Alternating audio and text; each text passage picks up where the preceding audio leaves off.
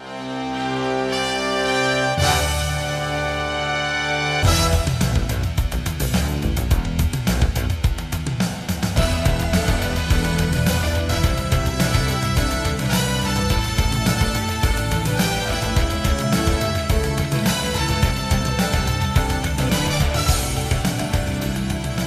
Thursday, June 29th, and this is your coffee break on the HAN Network. I'm Kate Czaplinski with the latest local news, including more on an Easton EMT arrested for posing as a Homeland Security official. We also preview our front pages of our HAN Network community newspapers this week. Frank Granito will have a look at your forecast and a Nutmeg sports update, and Donald Lang joins us to take a look back on this day in history. But first, an update on a story we brought you yesterday. A college student who worked as an emergency medical technician with the Easton Volunteer Medical Service was held overnight in Massachusetts without bail pending a dangerousness hearing on Wednesday. 20-year-old Christopher Barlow of Duxbury, Massachusetts, was arrested Monday on charges of stockpiling illegal weapons and impersonating a police officer. Barlow, who's a Sacred Heart University student, was part of the college live-in program at the Easton EMS in Connecticut during the school year, which has now ended. Duxbury police detectives obtained search and arrest warrants for Barlow after a long investigation. Now, federal agents and a bomb squad raided Barlow's room and found 2 locked boxes containing a cache of firearms, according to Jonathan Hall of Channel 7 News in Boston. A ski mask, police baton, and handcuffs were among the stash of weapons. Barlow was also in possession of a fake Homeland Security ID card, a Special Agent Coast Guard badge, and a Connecticut Special Officer's badge. An investigation, including a search of his computers, is underway to determine if he's linked to terror. Court documents include that Barlow was armed with a handgun and a double-edged knife when police arrested him at Brewster Ambulance in Plymouth, Massachusetts. Duxbury police say they received a tip earlier this month that stated Barlow was in possession of those illegal weapons. His family initially denied investigators access to his room, but later complied. The investigation was carried out with help from the Easton police. Caroline Kearney, Easton EMS chief, said she had no comment about Barlow's arrest or status with the service. You can get more on that story at eastoncourier.com. And in other news, Milford police arrested 39-year-old Heather Wazalewski of Massachusetts this week and charged her with risk of injury to a child for allegedly letting her 3.5-year-old daughter wander unsupervised at the beach. Police said the incident took place at Woodmont Beach on June 24th at about 6 in the evening. Police responded to the beach on a report of a wandering child, according to police. Police located Wazalewski, and she reportedly told them that the other adults on the beach, who she did not know, were fine watching her child. Witnesses reportedly told police they saw Wazalewski with an alcoholic beverage as the child was alone on the beach. She was released from police custody on a promise to appear in court on July 18th. And in breaking news today, Aetna announced this morning that the company is moving its headquarters to New York City. The company, which has been based in Hartford, Connecticut, said in a statement that the move will have minimal impact on Aetna's Connecticut-based associates. The statement reads in part, beginning in late 2018, Aetna's corporate headquarters will be located in New York City. The statement says the decision is a meaningful investment in Aetna's future and a key step in evolving from an insurer to a health company focused on consumers and their communities. Aetna already has an established presence in the city, including operations in Harlem. Now, the company's statement said it remains committed to its Hartford campus and the thousands of associates based there, in addition to other established locations throughout the country and around the globe. And in Bridgeport, a person was freed Wednesday morning after being locked in the foyer of a Chase bank, according to police and fire officials.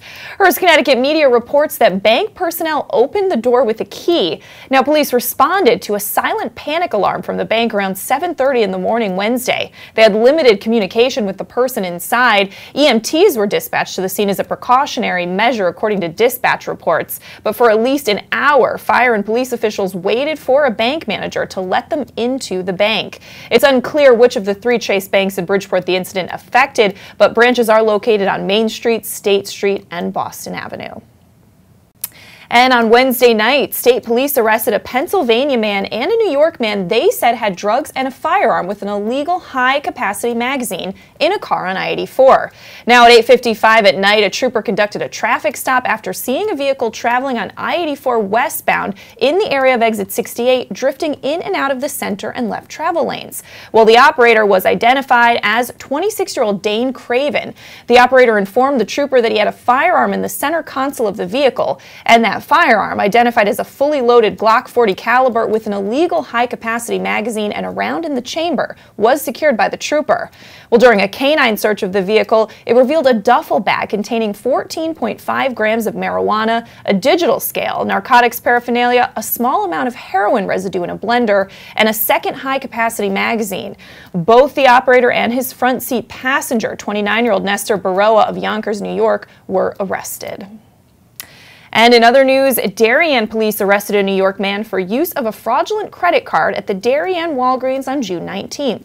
An employee contacted police after a customer attempted to use the card to purchase a $450 gift card. Now, according to police, the card's appearance immediately made the cashier suspicious, prompting him to ask for identification and contact police. Police met with the accused, 21-year-old Yasir Hassan Elagani of Roslindale, New York, inside the store and asked him about the card's origin. Well, Elagani said he had purchased the card from someone in Brooklyn who had embossed his name over that of the original owner. He allegedly told police he was using the card to purchase a Father's Day gift. Well, Elagani was placed under arrest after it was confirmed that the card belonged to a customer of a New Mexico credit union. Officers were then informed that another charge for $374 had been completed in Stamford earlier that day. The account owner was notified and told to follow up with their bank.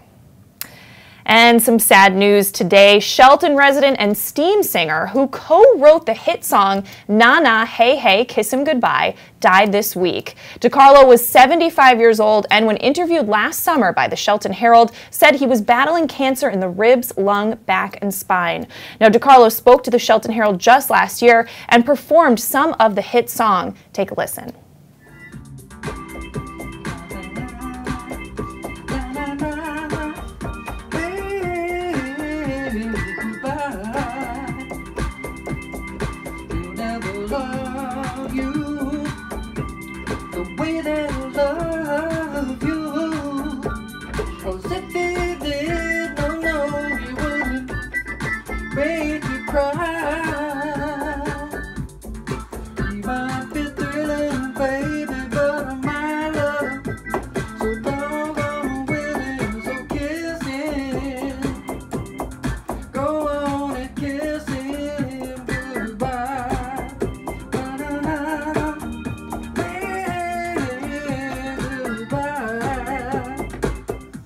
And you can get more on Gary DeCarlo at SheltonHerald.com. But let's switch gears now, throw it over to Frank Granito for a look at the forecast. Frank. Well, thank you, Kate. It's getting a little warmer out there now as we head towards the holiday weekend. We're going to see plenty of sunshine throughout the afternoon after it breaks through some early morning cloud cover. A high of 86 today with wind gusts around 15 miles per hour. We'll see on and off periods of sun and clouds through this evening. Partly cloudy and humid overnight with a low of 70 degrees.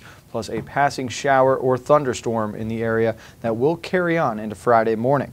Breezy and humid out tomorrow to start the weekend. Temperatures are back into the low 90s, and that is along with wind gusts between 25 to 30 miles per hour with a mix of sun and clouds through the afternoon. Still humid overnight with temperatures falling into the low 70s along with partly cloudy skies before Saturday morning, and it'll be partly sunny, humid again on Saturday. Temperatures in the high 80s, low 90s during the afternoon. Not as breezy out, wind gusts only around 10 to 12 miles per hour. Increasing cloud cover and humidity starting to rise again Saturday evening. There's a chance for a couple of overnight thunderstorms, which should clear out though before Sunday morning. So on and off spots here as we head into the holiday weekend, Kate, but hopefully we'll be able to get through this unscathed. All right, thanks so much, Frank. Well, we're going to step out for a break. When we come back, Donald Lang joins us to take a look back on this day in history. Frank has your Nutmeg Sports Update, and there's more local news after this.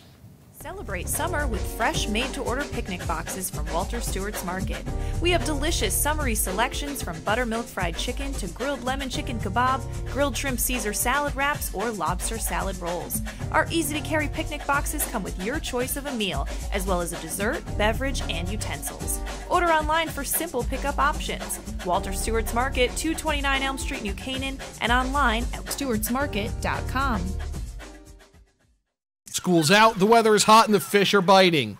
Whether you're heading to the beach or out on a boat, stop in at the dock shop before you go to fill your beach bag or tackle box with everything you'll need for fun in the sun. A new beach cover-up, some sunscreen, or just some bait, the dock shop has you covered from either location. 51 Tokenique Road, Darien, 609 Riverside Avenue, Westport. And yes, you heard that right. Bait is now available in Darien and Westport. The Dock Shop, 51 Tokenique Road, Darien, 609 Riverside Avenue, Westport. DockShop.com. Did you know heart attacks and strokes are the leading cause of death in America? Protect the health of you and your loved ones. Talk to a doctor about heart disease. Hi, I'm Dr. David Pazer with ProHealth Physicians, encouraging you to stay informed about health matters that affect you. ProHealth Physicians is on the pulse of social media to share information about health and nutrition with the community. Get up-to-the-minute alerts, including ProHealth Physicians news and upcoming events. Connecticut's leading group of primary care doctors is just a click away. I can't believe it. Well, Dad, you did it. You sold 160 cars. Ready to go back upstairs now? I think it's time. I wonder how the boys are making out in their new office. Not what I had in mind, Kyle. What, Dad? Maybe we should retire. Right now, lease a 2017 Rogue S for only $139 a month. Isn't it time you got Millerized? If you've ever thought about owning a motor coach or learning about what it's like to travel the open road in superior style and comfort, then contact Dave's RV Center in Danbury, Connecticut. Offering the best quality Class A motorhomes from Newmar, travel trailers and fifth wheel lines from Surveyor, and a toy hauler line from Work and Play. Choose from Newmar's Gas Line, Baystar and Canyon Star, or from Newmar's Diesel Line, Ventana and Dutch Star. And with unparalleled service and maintenance, Dave's RV is committed to keeping you and your motor coach safely on the road and enjoying it to the fullest. Stop by their showroom, 2 Industrial Plaza Road, Danbury, Connecticut, or call 877-483-3866. If you're watching this broadcast, you're not alone. The HAN network is available for 200,000 Connecticut cable customers on the Frontier network, and we've also reached more than 2 million viewers on our free live streaming sports, news, and entertainment broadcasts. To reach our rapidly growing audience, contact Advertising Director Jessica Murrin at 203-273-7312 or email jessica@han.network. Welcome back to this June 29th edition of your Coffee Break on the HAN Network. Time to take a look back on this day in history with Donald Ang. Don. Well, Kate, you know, when you think about it, it was amazing engineering by a company that's really known for it. But first, we're going to go back to 1613. Shakespeare's Globe Theatre burns to the ground after a stage cannon misfires during a performance of Henry VIII. There's only one injury. A spectator's pants caught fire, but he was quickly doused with beer from other patrons. The theatre was rebuilt the following year, but then closed down and destroyed in 1642 when the Puritan movement, yes, the same folks that landed at Plymouth in 1620, the Puritans had banned all theatrical performances in England. To 1958 on this day, Brazil defeats the host nation Sweden 5-2 to win its first World Cup. Now, Brazil came into the tournament as a favorite and thrilled the fans with the spectacular play, which we now call the beautiful game. The star of the tournament was teenage midfielder Edson Arantes de Nascimento, better known as Pelé. His birth name, by the way, is a tribute to Thomas Edison. 1972, 45 years ago, the Supreme Court rules in Furman v. Georgia that the death penalty, as administered, violates the 8th and 14th Amendments in that the arbitrary administration of it constitutes cruel and unusual punishment and violates equal protection under law. Over the next few years, 37 states would revise their death penalty laws to comply with the Supreme Court ruling. Today, 31 states still have the death penalty. The United States of America is the only Western country that still uses capital punishment. Finally, now we go to 1995, about 240 miles or so above South America for this.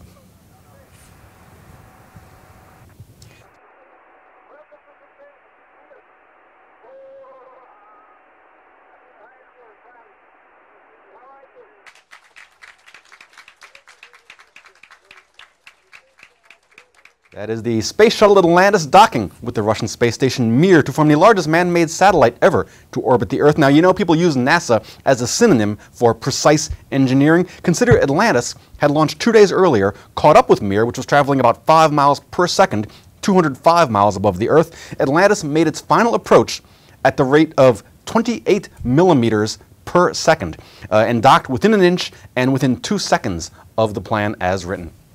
That is your look back in history for today, June 29th, and I'm Don Lang. All right, thanks so much, Don.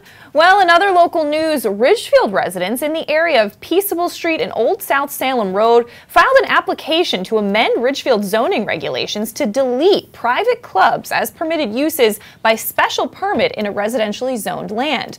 Now, the goal of the amendment application, which was signed by 125 neighbors who make up the newly formed Peaceable Neighbors Alliance, is to stop plans for a private winter club on a former Peaceable Farms property located at 340 Peaceable Street.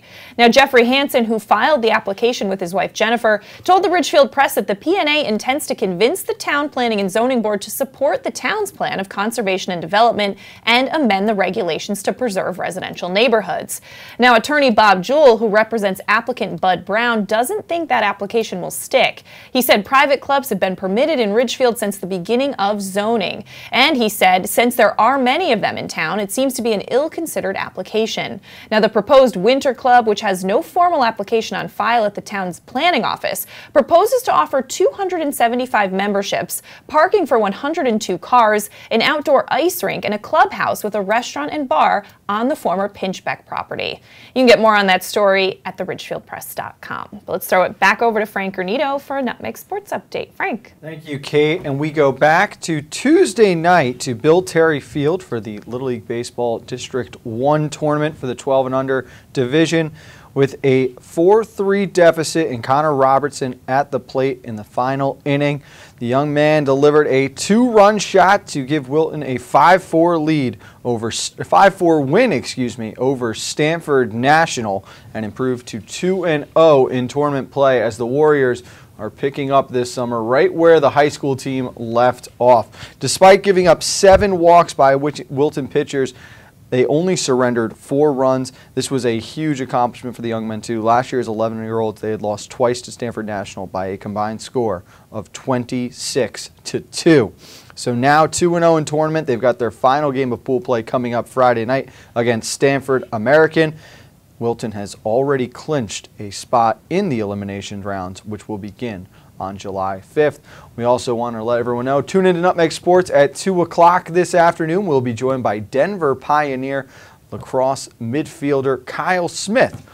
Kevin Coleman and I will have the young man on to talk about what his freshman season was like out at the University of Denver and their experience making it all the way to the Final Four this year. That's going to do it for this Nutmeg Sports Update. Let's go back over to Kate. All right, thanks so much, Frank.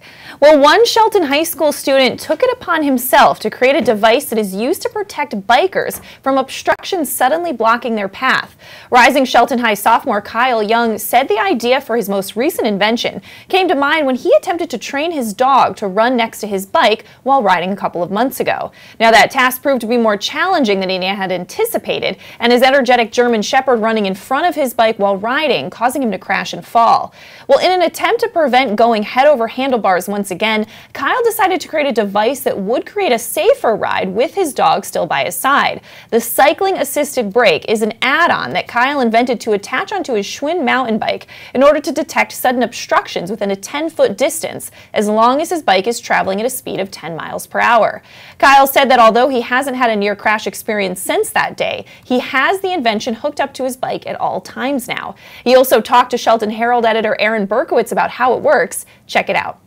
Here's an ultrasonic distance sensor.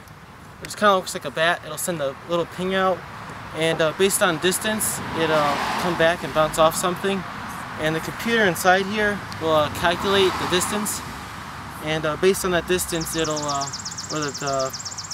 the actual distance to set it. If it's in with that range, it'll actually send a signal to the back brake here in the motor, and it'll pull the back. And there is more on that story at sheltonherald.com. In other news, the Wilton High School Organic Garden Club donated upwards of 500 plants to New York-based nonprofit Harlem Grown in early June. Harlem Grown is an organization that builds school and community gardens, sponsors education, and helps those in need throughout Harlem. Now, the high school has been donating plants to Harlem Grown for the past 3 to 4 years. In addition to the 3 truckloads of plants donated to Harlem Grown, Wilton High School science teacher and Organic Garden Club advisor Jim Hunter said that around 200 to 300 plants were also donated to the Bridgeport Community Gardens, as well as a small donation to Wakeman Farm in Westport. In an effort to grow the high school's organic garden, Hunter told the Wilton Bulletin on June 26th that 4 plant beds have been added, with more being built. All right, well, we are going to step out for a break, and when we come back, our editorial director John Kovach joins me, and we preview our front pages this week. Coming up. Want a new experience in car buying? Scap Chrysler Dodge Jeep Ram with one of the largest inventories of new 2- and 4-door Wranglers. We are Connecticut's Wrangler headquarters. Come visit our new Ram Truck Center. Browse our websites, scapchryslerjeep.com or scapdodge.net to find the new Jeep, Chrysler Dodge car, minivan, or Ram truck you've been looking for. Just 2 miles from both I-95 or the Merritt Parkway exit 44. Save thousands right now during the Drive and Discover event. Now through June 30th. You don't have to go far for authentic Neapolitan cuisine and renowned wood-fire pizza. Pizzeria Loretano of Bethel is a contemporary Italian bistro, specializing in authentic wood-fired brick-oven pizza Napolitana. Pizzeria Loretano was named one of America's top 1,000 Italian restaurants in 2008 by Zagat, and recommended by Jane and Michael Stern on National Public Radio's Splendid Table. Located close to the Bethel Cinema, we focus on quality, and our food is always made to order. Join us for live jazz Sundays from 6 to 8. Find our schedule, menu, and more at pizzerialoretano.com, and like us on Facebook. Family and Children's Aid has been serving the community since 1809 and is now the largest outpatient children's mental health care provider in Western Connecticut. Our innovative services include providing shelter to homeless moms and children, substance abuse intervention, mental health counseling, and foster and adoptive services, among others. Our goal is to provide individuals and families a safe haven and hope for a brighter future. Find out more about us at fcaweb.org and call our Danbury campus at 203-748-5689. At InSports Trumbull, the game is always on inside. Registration is now open for our fitness training programs for high school athletes. The InSports Performance Center is offering blast speed classes, athletic functional movement assessments, and both men's and women's elite speed and strength training. Our premier programs help bring athletes to the next level. Call 203-268-1214 for more information. Like and follow us on Facebook. I'm Tracy Masella, a licensed clinical social worker at Silver Hill Hospital in New Canaan. Join me each month as we talk with experts on the front lines of the treatment of mental health and addiction.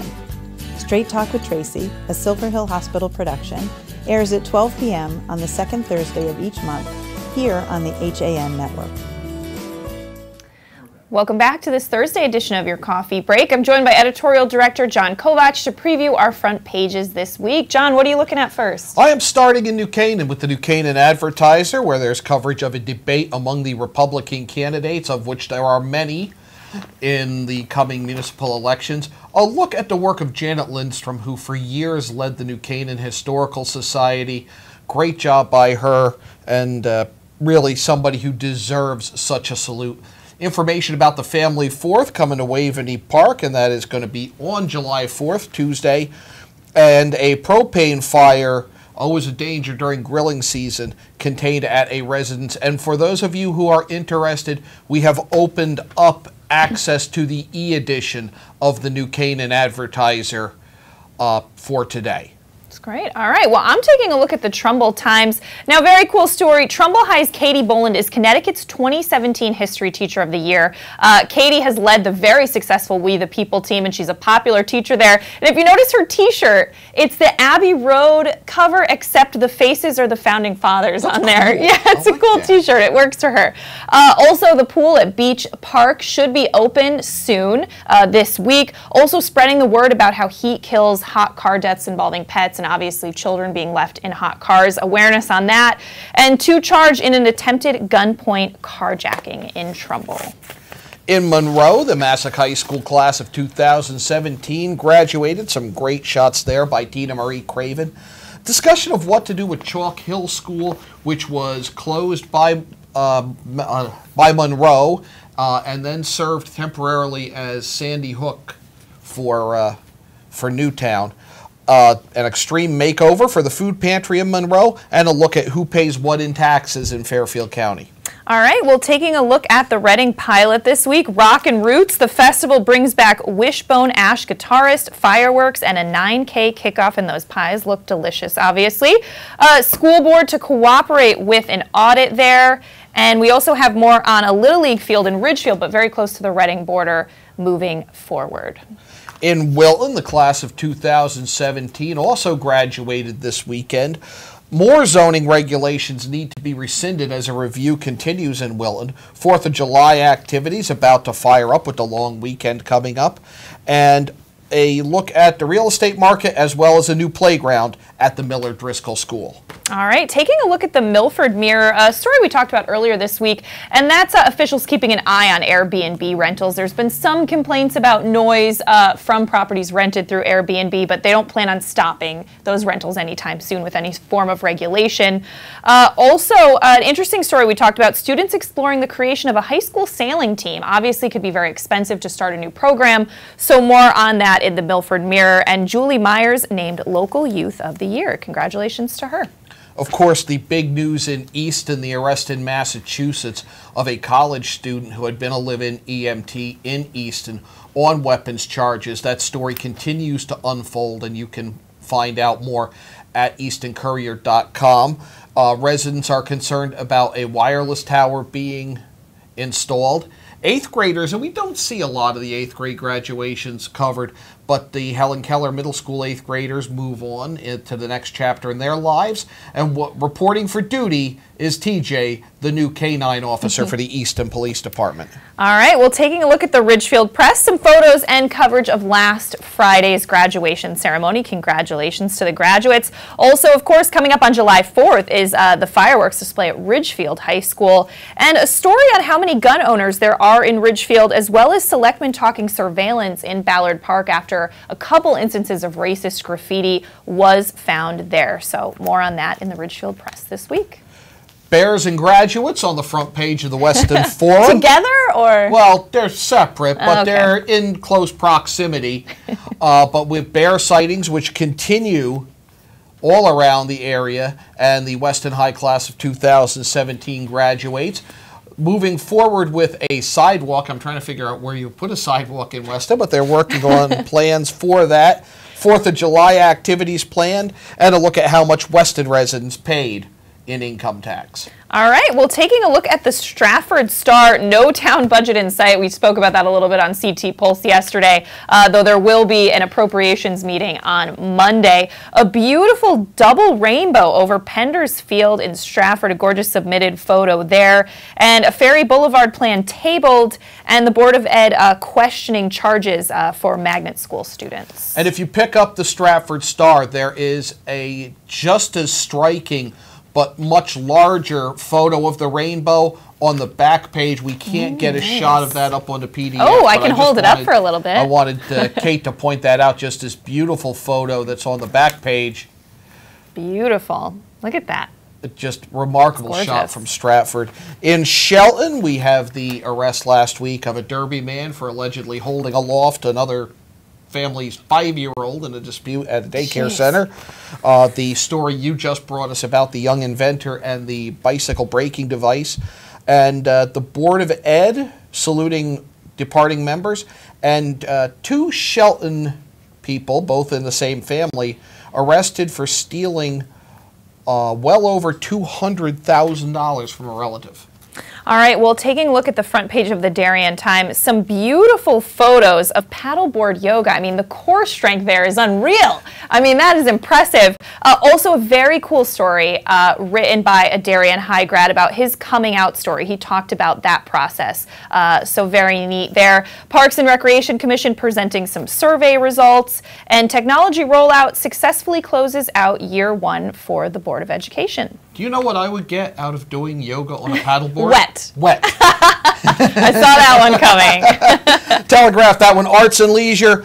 So much of food, we talk about taste, we talk about smell, but color so much a part of food. And the twins, Judy and Joy, looking at the red, white, and blue, and an exhibit in Milford taking a look at our pets, our dogs, our cats, through artwork. Plus a lot on the long weekend activities, lots of Independence Day celebrations coming up. And because it's a long weekend, they're stretched out over days. You can really hit one Go to starting multiple. tonight. You can be all over the place. All right, I love it. Coming up at 1 o'clock today, Yankee Fisherman, what can we expect, We John? are going to have Jesse Roach, who is the host of Fishing Today on WICH Radio up in New London. He's going to join us by phone to talk about a hearing the other night on new TOG regulations that anglers are pretty upset with. And we were up in New London on the weekend for the Fancy Fluke Fishing Company's inaugural women's-only fluke tournament. All right, very cool. And 2 o'clock, Nutmeg Sports with Frank and Kevin. We're going to wrap things up here on your coffee break, but we'll be back tomorrow at 11 with the latest local news. Have a great day. Gotta get you, bud.